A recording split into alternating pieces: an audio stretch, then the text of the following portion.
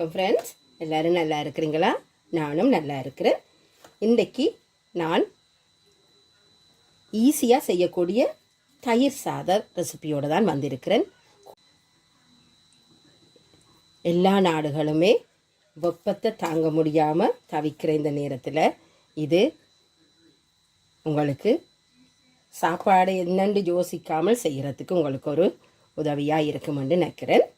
இதில் 1.5 cup basmati rice எடுத்து 2.5 cup தண்ணி விட்டு நான் இப்போ ரைஸ் குக்கரில் வச்சுருக்கிறேன். இதை இப்போ குக் பண்ண விட்டுக்கொள்ளுவோம். இப்போ இந்த ரைஸில் 1.5 கப் பால் சேர்த்துக்கொள்ளுறேன், பசும்பால். இதில் 1.5 கப் ரைஸுக்கு 2.5 கப் தண்ணி விட்டு அதோட பிறகு ஒரு 1.5 கப் பால் விட்டு நான் இதை இப்படி நல்ல கரைந்து வார பதத்துக்கு எடுத்திருக்கிறேன். இதை இன்னும் கொஞ்சம் இப்படியே மேஷ் பண்ணி நல்லா கொஞ்சம் க்ரீமியாக கொஞ்சமாக ரைஸ் கடைபடுற பதத்தில் எடுத்துக்கொள்ளுவோம். இது இப்போ நல்லா கூல் டவுன் பண்ண விட்டுக்கொள்ளுவோம். இப்போ இந்த தயிர் சாதத்துக்கு வேண்டின தயிர் கலவை நான் செய்ய போகிறேன். இதில் நல்ல கட்டியான ஃபார்ம் யோகர்ட் தான் நான் எடுத்திருக்கிறேன். நீங்கள் நார்மலாக நாங்கள் ஊரில் செய்கிற தயிரில் செய்து கொள்ளலாம். நான் இது கட்டி யோகர்ட்டில் தான் நான் இதை செய்து கொள்ளுறேன். இதில் 1.5 கப் அளவுக்கு நான் யோகர்ட் எடுத்துக்கொள்ளுறேன். குளிர்மையான பால், அதாவது ஃப்ரிட்ஜில் இருந்து எடுத்து நான் ஒரு 1/2 கப் பால் இதில் சேர்த்து கொள்ளுறேன். இதுக்கு கொஞ்சமாக உப்பு சேர்த்து, நீங்கள் ரைஸுக்கு உப்பு போட்டு செய்திருந்தாலும் ஓகே, அப்படி இல்லைன்னா இந்த யோகர்ட்டில் அதுக்கு தேவையான அளவு உப்பு சேர்த்து இதை கொஞ்சம் இப்படியே கரைத்து வைத்துக்கொள்வோம். உண்மையாகவே இது ட்ரெடிஷ்னலாக செய்கிற கர்ட் ரைஸ் மாதிரி இருக்காது. நான் இது எங்களோட நாட்டு வெப்பத்துக்கு ஏற்ற மாதிரி செய்கிறேன். என்னென்னா எங்களால் கறி சாப்பிட முடியாத அளவுக்கு சரியான வெக்கையாக இருக்கிறபடியாக இன்றைக்கு இதை குழந்தைகளும் சாப்பிட்ற மாதிரி இருக்கட்டும்ன்ட்டு நான் இப்படி செய்து கொள்ளுறேன். இப்போ நல்ல குளிர் பால் எடுத்து இதுக்கு வெட்டி இப்போ வடிவாக க்ரீமியாக நான் இதை மேக் பண்ணிட்டேன்.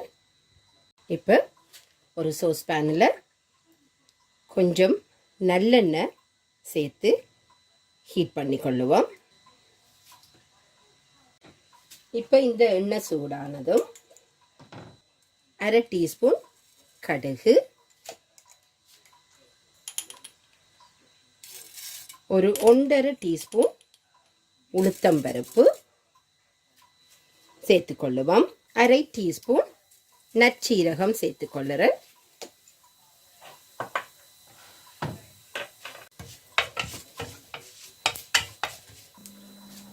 அதோட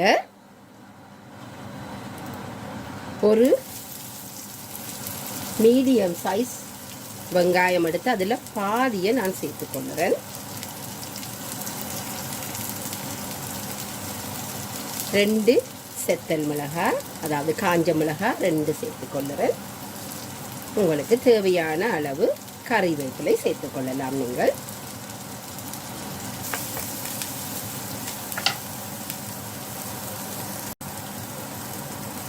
இதுக்கு தேவையான அளவு உப்பும் நான் இதில் சேர்த்துக்கொள்ளுறேன். கொஞ்சம் கூடத்தான் சேர்க்கிறேன், ஏனெண்டா ரைஸுக்கு நான் உப்பு போட்டு அவிக்கிறேன், அதால் இதில் சேர்த்துக்கொள்கிறேன் நான். இப்போ இதில் 1/4 டீஸ்பூன் பெருங்காயத்தூள் சேர்த்துக்கொள்ளுறேன்.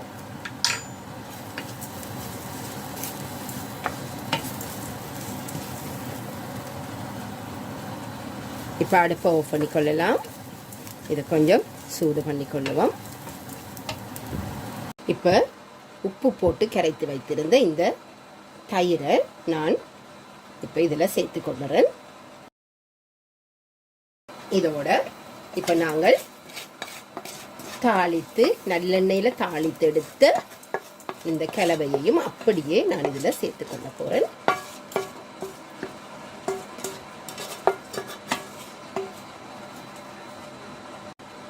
எல்லாவற்றையும் அப்படியே மெதுவாக மிக்ஸ் பண்ணி கொள்ளுவோம். பாருங்க, முதல் பார்க்கும்போது நல்ல இனியிலேண்ட தண்ணியாக வர்ற பதம் மாதிரி இருந்தது. ஆனால் அவ்வளவும் அந்த ரைஸ் வந்து அப்சர்வ் பண்ணி எடுத்துட்டுது. பாருங்க,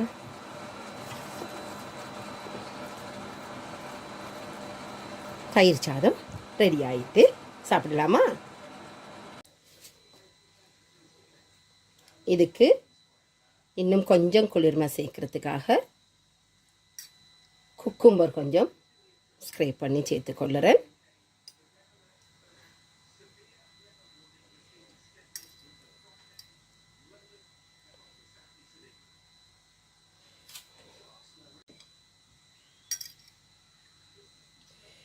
அப்படியே இன்னும் கொஞ்சம் ஸ்க்ரேப் பண்ணின கேரட்டையும் சேர்த்துக்கொள்ளுவோம்.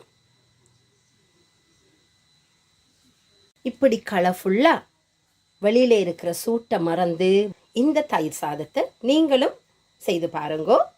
இந்த டிஷ்ஷை பார்க்கும்போது உங்களோட மனதில் என்ன தோன்றுதுன்றதை எனக்கு கமெண்டில் ஷேர் பண்ணிக்கொள்ளுங்கோ. உங்களோட இமேஜினேஷனை நானும் கொஞ்சம் அறிஞ்சு கொள்ளலாம். மீண்டும் இன்னொரு வீடியோவில் உங்களை சந்திக்கிற வரைக்கும் தேங்க்யூ. பாய்.